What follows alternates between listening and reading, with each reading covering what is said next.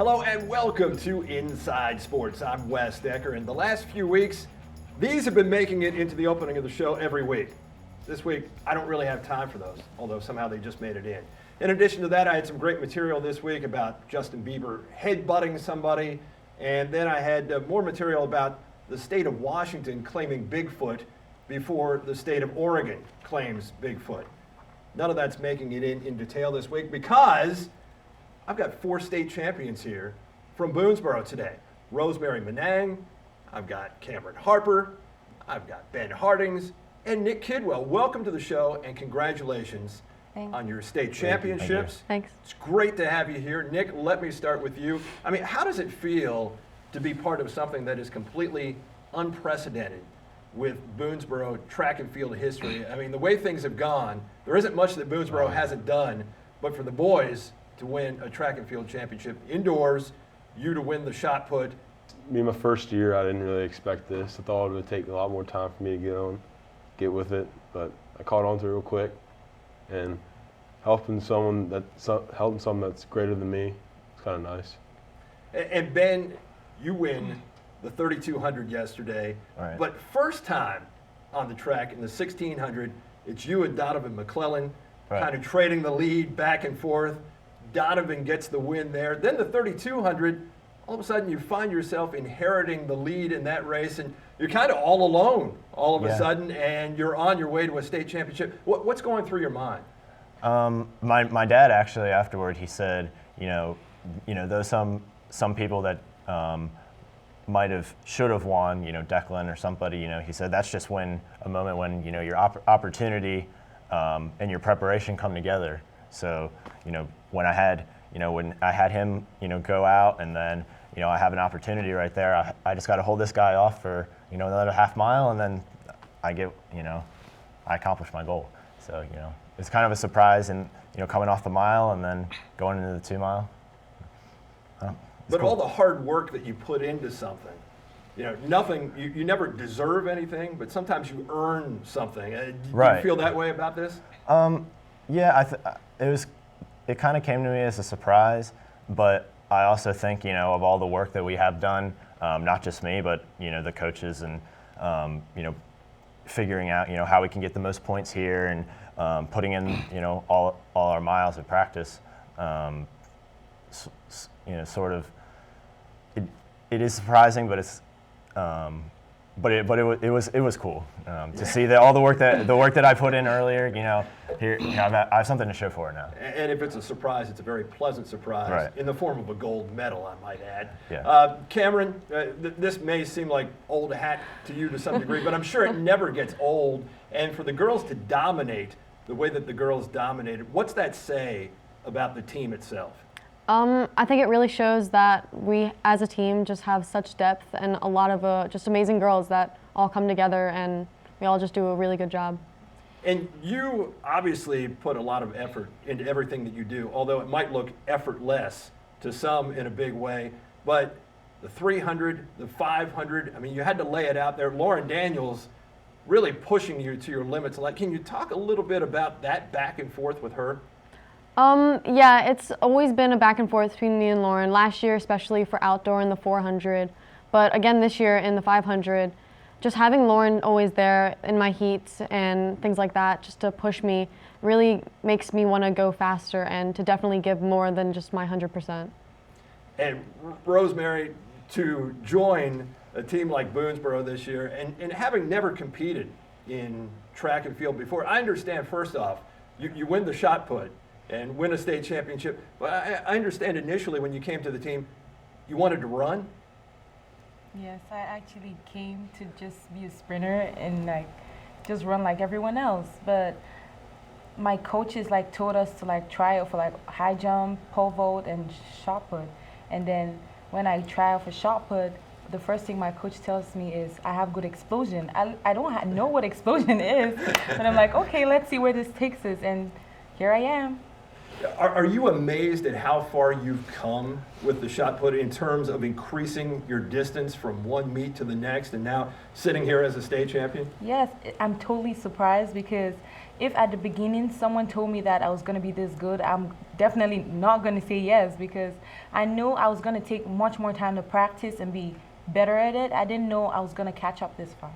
So. What's it taking to make that happen? I mean, when did the light bulb really go on for you in this whole process? The light bulb went on when I think it was counties and I was fourth.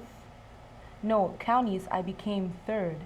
So when I got third at counties, like that made me feel like I could be so much better. I could do much more. So that, just that reminder, like kept on pushing me to want to be the best I can be.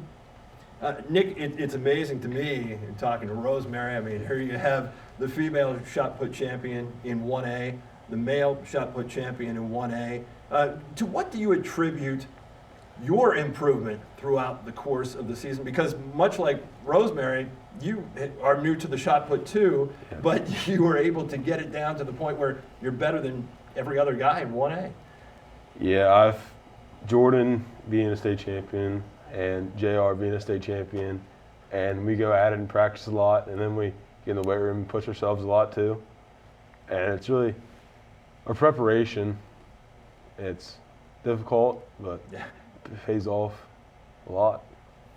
127 points is what the boys team scored. That's the most that a team has ever scored in 45 years of the state championships, regardless of the classification. Ben, can you talk about that a little bit on the boys' side and the concerted effort that was made to win this championship, especially given the fact that the Boonesboro team had been runners-up twice previously, but the boys had never won a state title? I think about our Coach Walter. She was saying, as after the meet, she said we picked up points in places that she didn't think we could pick up points, and I think about places like maybe like the mile where we weren't supposed to go 1, 2, 3. We were supposed to get second, third, and fifth, but just places like that, small places where we might have only been seeded to get 100 points. We can find those little spots to pick up extra points, though we might not have a one crazy fast runner. We can, our depth can make up for that. And you mentioned depth earlier, Cameron, but how ridiculous is that for the girls to score 160 points? Again, that's a record at a state meet. It's amazing, and I do think it shows just how strong we are as a team in different, not just in running, but also our field events as well. We have Bethany Lohman just crushing it all the time for pole vault. And then we, of course, have Rosemary for shot put. But I really just think it just shows all the hard work we put off as well in practice, that we just really give everything we have. Well, congratulations to all of you. Thanks so much for being here, and enjoy those state championships. Something they can never, ever take away from you. Yeah, Thank you. Thank you. I'll be back right after this. We're on the road to state championships in wrestling, too, and Andy Mason's here to talk about what happened at counties and a look ahead at regions in just a moment. Champions are not merely born, they're forged in the crucible that is flag football. With equal parts turf, pigskin, and heart. That's why Buffalo Wild Wings donates to boys and girls clubs across the country to not only help thousands of kids learn about teamwork on and off the field, but to help them fulfill their destiny, to shred defensive lines, terrorize the secondary, and emerge bonded as true champions. I saw what Dr. Eklund was doing, and I was pretty confident he could help me. I had 20 teeth extracted and 20 implants placed in the same day. I'm extremely happy with the results. I feel great. You forget the confidence, how you eat, how you smile. It's been amazing, and I'm confident that he would do wonders for them as well. Here at Potomac Dental Center, it's more than just teeth. We give people back their lives. Welcome back to Inside Sports. We continue with wrestling now, and joining me for that is Herald Mail sports editor Andy Mason. Welcome back to the show, Andy. Thanks for having me, Wes. Well, I'll tell you what, it was an interesting county tournament. We thought that it wouldn't be the status quo that it's been in years past, and it certainly didn't turn out to be. No, except one thing stayed the same. North Hagerstown won its 4th straight title, but they weren't quite as dominant as they've been the past few years, not as dominant as Greg Slick, their coach, hoped they would be. They sent 8 guys to the finals and only came away with 3 titles. Now, 3 titles it's not bad. three other schools. 4 schools had 3 titles, and Smithsburg had 2. Everyone else had 3. So it was pretty even. But North also was missing 2 of its best wrestlers, Tyler Cook at 106 and Caleb Corbin at 170. So they would have. Corbin probably would have won the title at 170. So, but yeah, they still won. And a good day for South Hagerstown, Yeah, I think. right. Yeah, South Hagerstown had the best day, but as far as who left there the happiest, it was definitely South Hagerstown. I mean, South finished second, which matched their best finish in program history at the county tournament, and it had been 20 years, 1997, since they last finished second. So yeah, great showing by them. They were really improving as the season's gone on. They lost to every team there in dual meets this season, but they beat all but North at the tournament. And went 2 for 2 against North in the championship final. Yeah, and all those guys are coming back. They got titles from Derek Hanna at 138, Nick Kelball, a freshman at 145, and Sean King Pombo at 285. They put 7 guys in the finals, got 3 titles. All 7 of those guys are going to the 4A, 3A North Region tournament, and they're all coming back next year. Not a senior in that group. And Boonesboro with a pretty good showing, too, from the standpoint that they get 3 champions for the first time ever in tournament history. Yeah, Haven Huntsberry at 120, Tristan Cook at 182, and Peter Riley at 195. And they're also sending 8 guys to the 2A, 1A West Region tournament this weekend, which matches what they did last year when they set a program record for region qualifiers.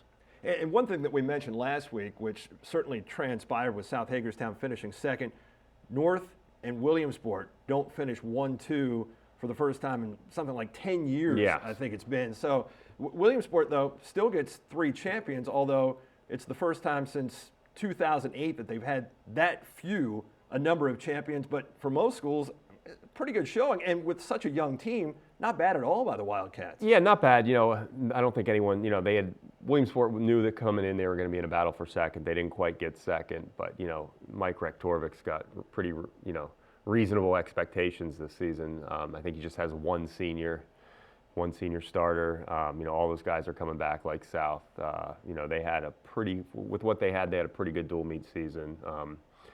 They got titles from Bryce Palomar at 113, Todd Fierstein at 132, and Josh Gerber at 170. And who saw that coming with Gerber? Yeah, well, I'll tell you, he definitely benefited with Caleb Corbin not being there. True. But still, Gerber, first-year wrestler.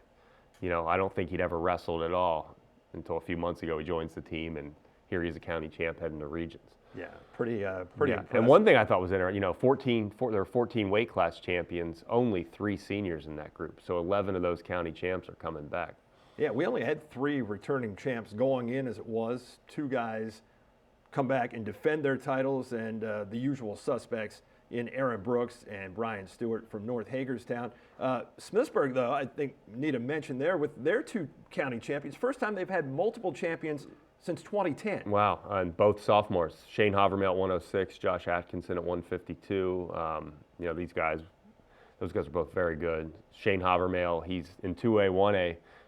As far as the county goes, he was 5th last year at 106. He's the only returning state place winner in 2A, 1A for the county. He didn't win a county title last year. He got first this year. Last year he was the region runner-up.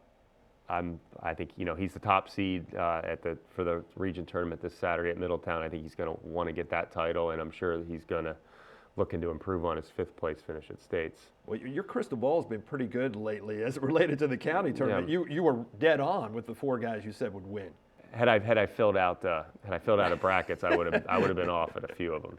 Well, and North Hagerstown too, even though it wasn't the day that Coach Slick had hoped for from his guys overall. Again, 4 straight county championships, first time since back in 1999 through 2002 that the Hubs have done that. And now they've captured the Clyde Downs Trophy more than any other school in the county, 11-10 now over Williamsport. Yeah, and Smithsburg's back there with 6.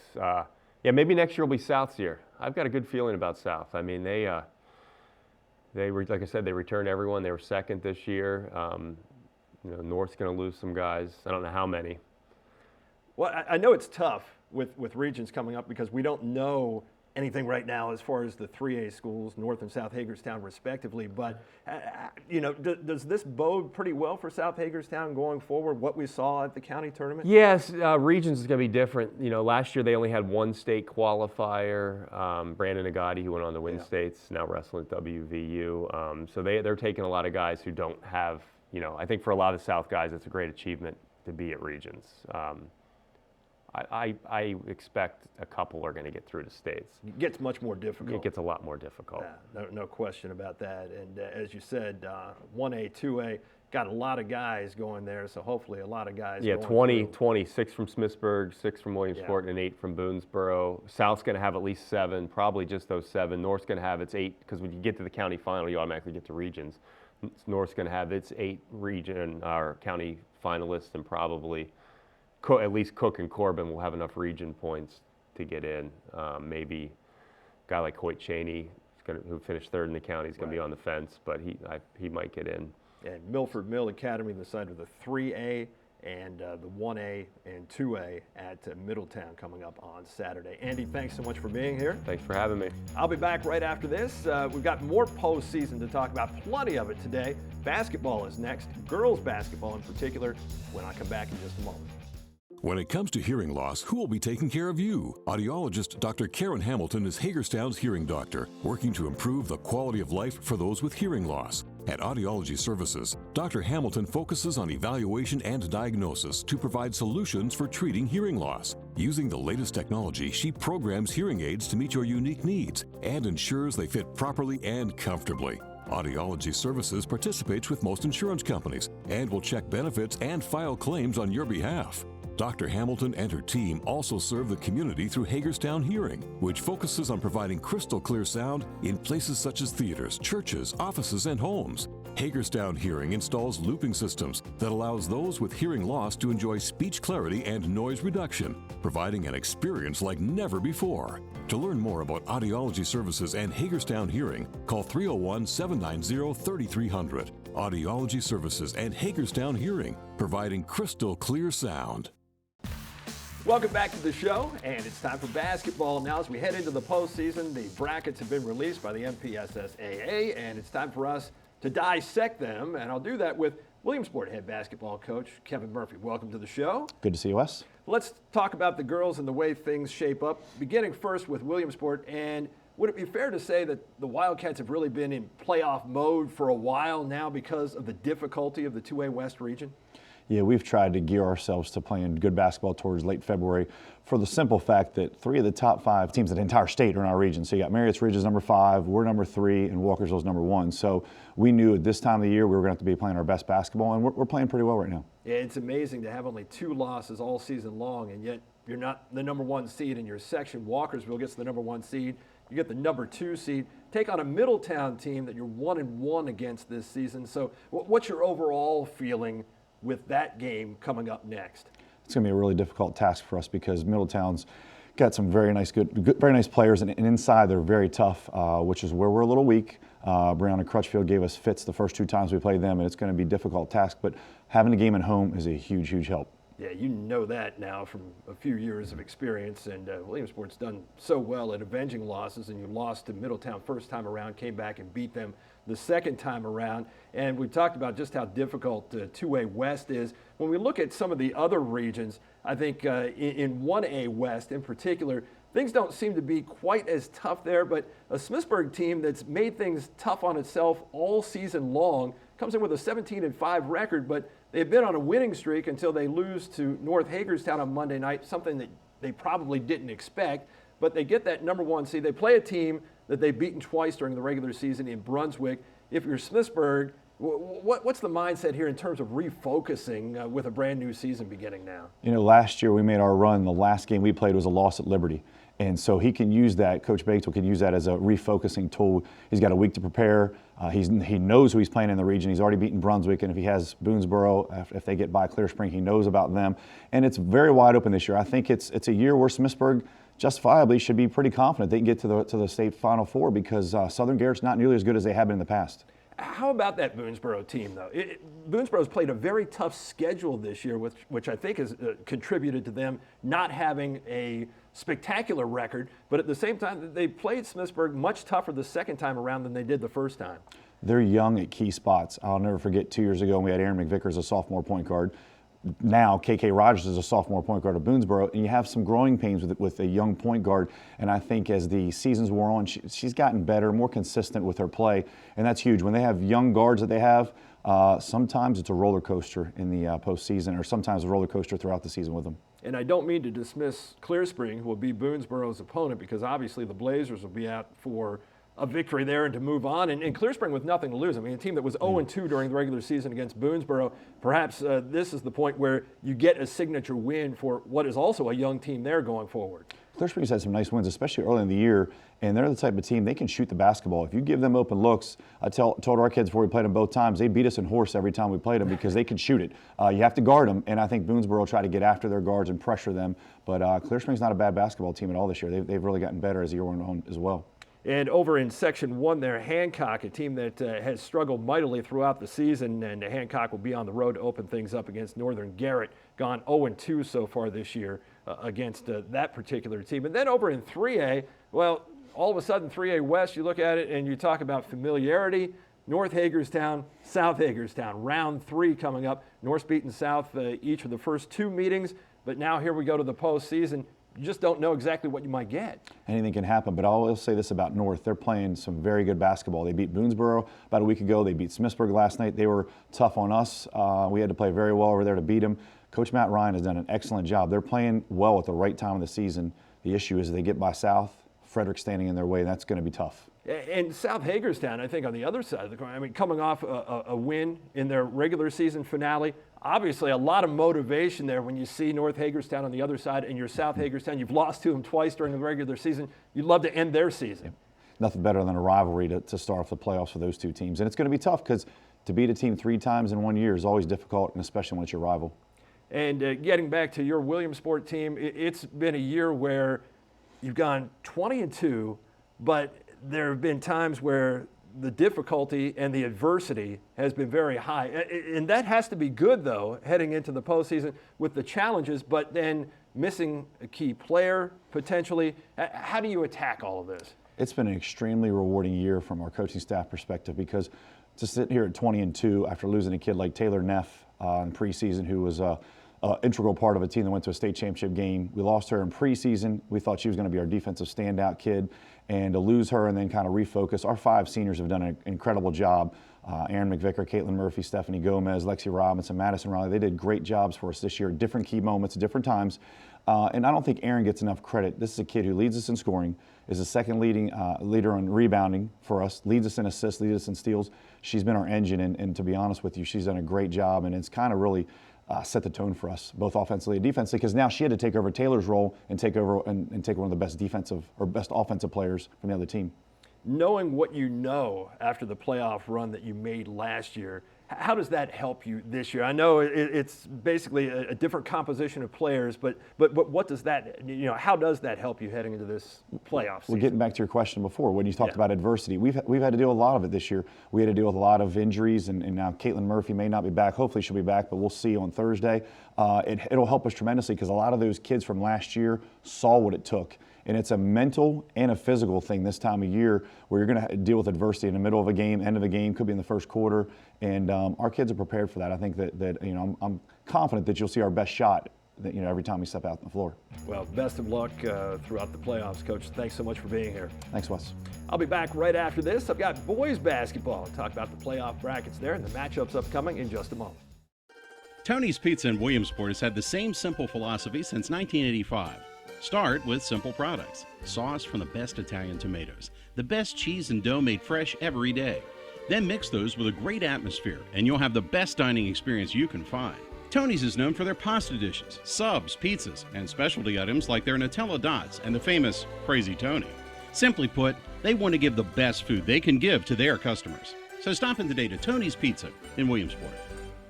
Life's expensive. You've got your home, your car, maybe a family, and now you're thinking about earning your degree.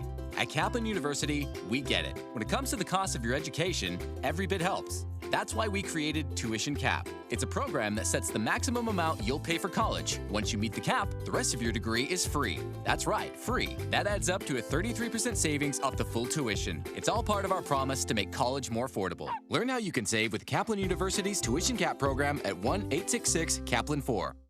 Welcome back to Inside Sports. We've got boys basketball playoffs to talk about now, and I was going to be joined by a certain head coach who will remain nameless, Hartman, from North Hagerstown, but he couldn't make it because he had an early practice. So that just leaves me to fend for myself. So it's you and me, and you have to put on the glasses and get serious with this. Let's start in 1A West Section 2, and there Smithsburg wins a coin flip in order to take over the #1 seed. They were tied record-wise with Clear Spring, but Smithsburg wins the coin flip, will get a first-round bye before facing Boonesboro coming up next Tuesday. Smithsburg and Boonesboro have played twice so far this season, with Smithsburg winning one and Boonesboro winning the other one. But the Leopards come in struggling mightily. They were 9-7 at one point, but they've lost 6 in a row and are just 9-13 entering this game. Clear Spring, as I mentioned, has the same record, that 9-13 mark, but the Blazers went 3-7 in the region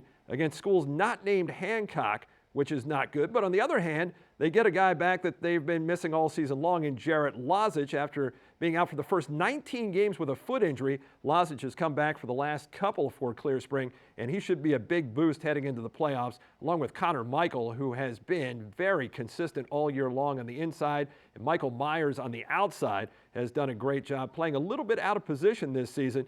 Clear Spring will get the #2 seed and will host the #3 seed Brunswick, also coming up next Tuesday.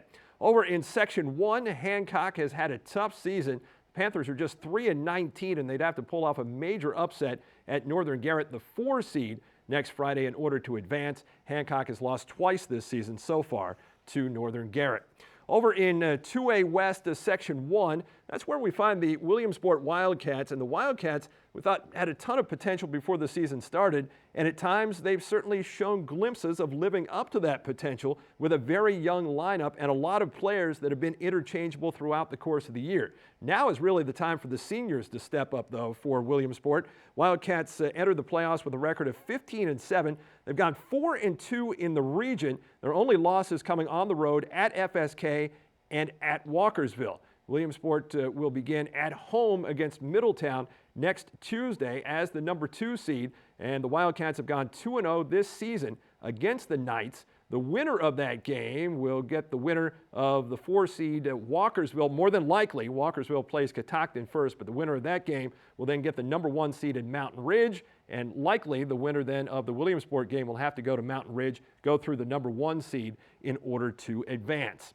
Over in 3A West, Section 2 there, North Hagerstown, the #4 seed, and this just shows how difficult 3A West and that region is in particular, because the Hubs are 14-8 this season, and yet they get only a #4 seed. They do earn a first-round home game, though, and that will be this Friday against Frederick. North this season against the Cadets has gone 1-1, winning a tight one early in the season and then losing a rather lopsided one late.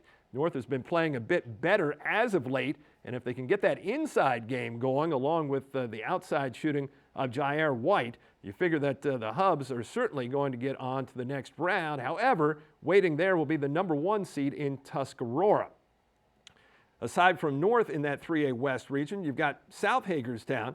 And the Rebels have been a very interesting team this season in that they've gone 0-11 outside the county and just 2-10 in the region. However, they have thrived within the county. Unfortunately, they will not be facing a county team coming up on Friday. Instead, they will get Thomas Johnson. And during the season, the Rebels have played well enough to beat TJ on both occasions, but neither time have they been able to get over the hump, losing twice to Thomas Johnson. A pair of 6-point defeats have been hung on the Rebels. So South Hagerstown is really going to have to do something clearly that they haven't done all season, and that is beat a team from outside Washington County. Last year, it was the Seneca Valley who won within the region, claimed the region crown in 3A West. But again, whoever comes out of there this year should have a great shot at going to states and really making some noise. So that is where we stand so far as the boys' playoff picture is concerned. We talked about the girls, we checked county wrestling off, and our state champions were here from Boonesboro. A whirlwind of a show. Next week, we'll let you know what's happened in these early games as far as the playoffs are concerned with basketball, and we'll have the region wrestling results, tell you who has qualified to move on to states. Until then, have a great week. Thanks for watching. I'll see you next time on The Inside. Hey, your sisters and your brothers, your haters and your